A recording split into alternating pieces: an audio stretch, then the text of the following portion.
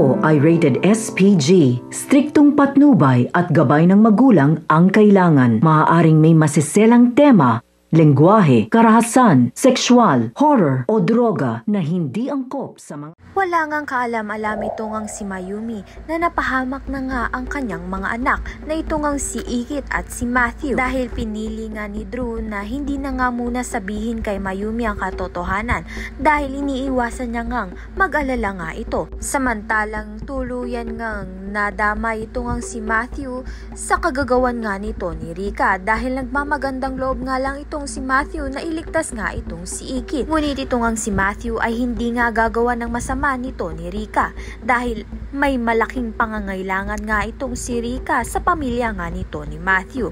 Sa kabilang banda naman nga ito ngang si Drew ay pinagpaplanuhan nga kasama nga ng mga kapulisan ang pagre-rescue nga nila dito kay Ikit at kay Matthew. Talino nga ang mga kaibigan nito ni Ikit at dahil dito ay natrack nga nila kung saan nga tinago ni Rika at ni Soraya itong si Ikit. Dahil ito ngang si Rika ay pinakailaman nga ang cellphone nga nito ni Ikit at nagpost nga siya sa social media na nahingi nga ng tulong itong si Ikit. Dahil matalino nga ang mga kaibigan nito ni Ikit ay matatrack nga nila kung nasan nga itong si Ikit.